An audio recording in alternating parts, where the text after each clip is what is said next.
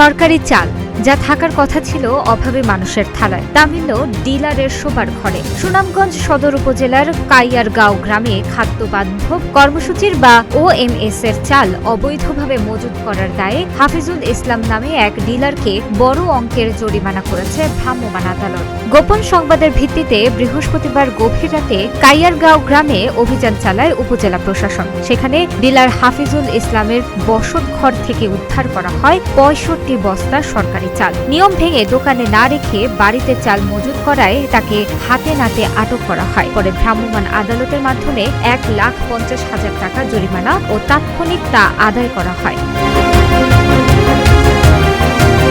সুনামগঞ্জ সদর উপজেলার সহকারী কমিশনার আদিত্য পাল বলেন, সরকারি নিয়ম লঙ্ঘন করে চাল অবৈধভাবে মজুত করার অপরাধে আমরা ডিলার হাফিজুল ইসলামকে ১,৫০,০০০ টাকা জরিমানা করেছি। জনস্বার্থে এবং সরকারি সম্পদ রক্ষায় এ ধরনের অভিযান আমাদের অব্যাহত থাকবে। হাফিজুল ইসলাম উনি খাদ্য বান্ধব প্রোগ্রামের একজন ডিলার। উনি আইন লঙ্ঘন করে ওনার গুদাম ঘরে খাবার চাল না রেখে উনি ওনার বসত বাড়িতে চাল রেখেছেন এবং এই কাজের মাধ্যমে উনি খাদ্যদ্রব্য উৎপাদন, মজুত, স্থানান্তর, পরিবহন, সরবরাহ, বিতরণ ও বিপণন ক্ষতিকর কার্যক্রম প্রতিরোধ আইন ২০২৩-এর ধারা ৮ লঙ্ঘন করেছেন। এই অপরাধের দায়ে ওনাকে ১.৫ লক্ষ টাকা অর্থদণ্ড করা হয়েছে এবং তা তাৎক্ষণিকভাবে আদায় করা হয়েছে। জেলা প্রশাসন সুনামগঞ্জ এবং উপজেলা প্রশাসন সুনামগঞ্জ কর্তৃক এ ধরনের কার্যক্রম আরও অব্যাহত থাকে।